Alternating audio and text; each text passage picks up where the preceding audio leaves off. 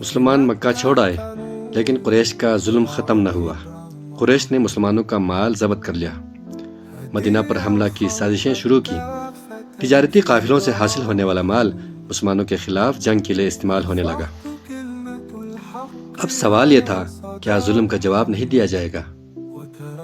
ابو سفیان کا قافلہ شام سے واپس آ رہا تھا۔ یہ وہ قافلہ تھا جس میں مسلمانوں کا لوٹا ہوا مال شامل تھا، جس کے منافع سے قریش ہتھیار خریدتے تھے۔ رسول اللہ صلی اللہ علیہ وآلہ وسلم نے قافلے کو روکنے کا ارادہ فرمایا،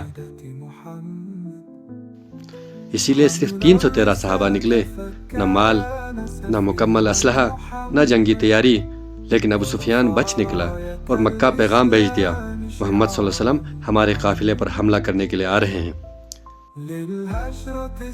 بس یہی وہ لمحہ تھا جب قریش نے کھلی جنگ کا فیصلہ کیا۔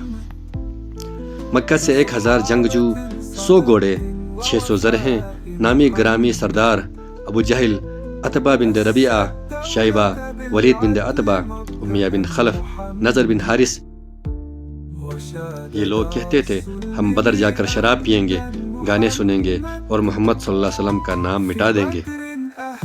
ادھر رسول اللہ صلی اللہ علیہ وسلم نے صحابہ سے مشورہ کیا۔ مہاجرین بولے، یا رسول اللہ صلی اللہ علیہ وسلم ہم آپ کے ساتھ ہیں۔ پھر انصار کی باری آئی۔ حضرت سعد بن معاذ کھڑے ہوئے، یا رسول اللہ صلی اللہ علیہ وسلم اگر آپ ہمیں سمندر میں کودنے کا حکم دیتے ہیں تو ہم کود جائیں گے۔ یہ وہ جملہ تھا جس پر رسول اللہ صلی اللہ علیہ وسلم کا چہرہ چمک اٹھا۔ رسول خدا صلی اللہ علیہ وسلم نے کوانگ پر قبضہ کیا، دشمن کو پانی سے محروم کیا، خیمہ بنوایا اور رات بھر دعا، گریہ، التجا۔ یہ کوئی رسمی دعا نہیں تھی، یہ امت کی بقا کی دعا تھی۔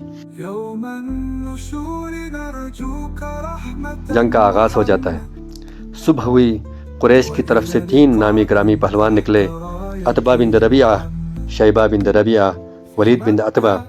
انہوں نے میدان میں آیا اور للکارا، محمد ہمارے برابر کے آدمی بھیجو۔ انصار آگے بڑھے مگر قریش نے کہا، ہم تم سے نہیں اپنے قبیلہ والوں سے جنگ لڑیں گے۔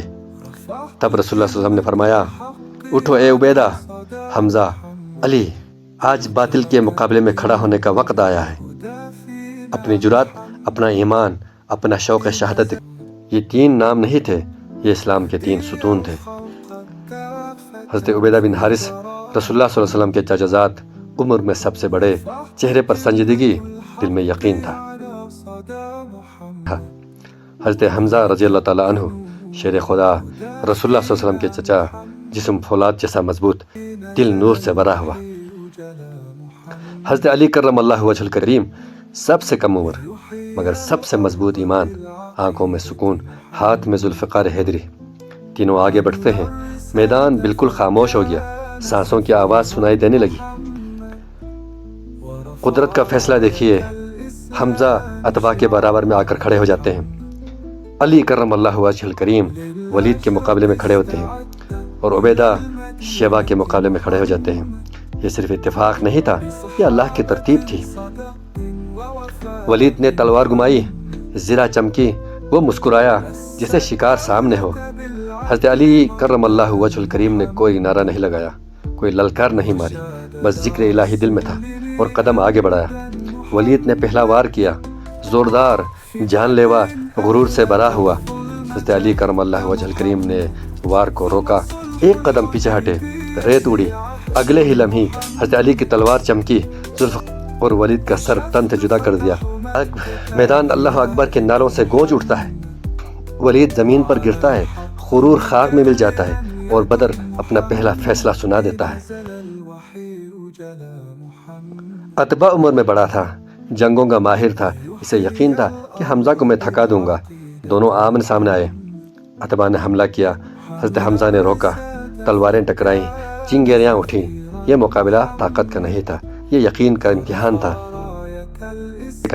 حمزہ نے ایک لمحہ دیکھا، قدرتی خلا محسوس کی اور پوری قوت سے وار کیا۔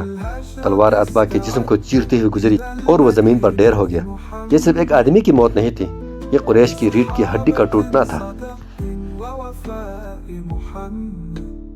اب حضرت عبیدہ رضی اللہ تعالیٰ عنہ بمقابلہ شیبہ تھا۔ یہ مقابلہ سب سے کڑا تھا۔ شیبہ چالاک تھا، تیز تھا، اس نے عبیدہ پر زوردار وار کیا اور عبیدہ کی ٹانگ بری طرح زخمی ہو جاتی ہے۔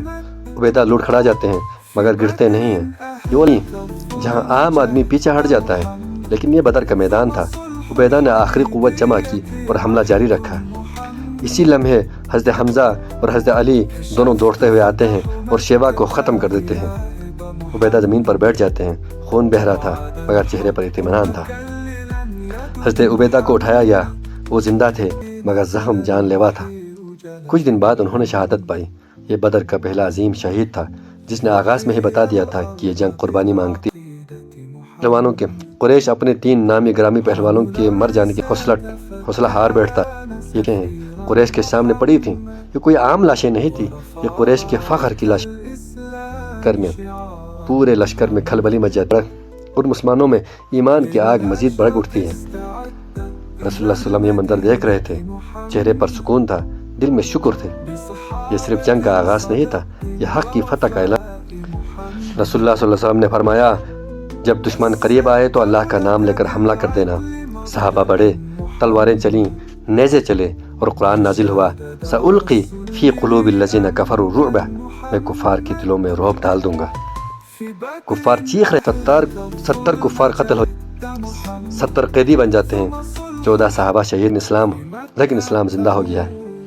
آج سوال یہ نہیں کہ بدر میں کیا ہوا، سوال یہ ہے اگر بدر آج ہو جائے تو ہم کہاں کھڑے ہوں گے؟ اگر آپ مسلمان ہیں تو یاد رکھیں آپ کا خون اسی بدر محمد، فخر کریں کہ آپ محمد عربی صلی اللہ علیہ وسلم کی امت۔ وتركت بنور الهدى فينا محمد، حقي على صدى محمد، وتركت بنور الهدى فينا محمد.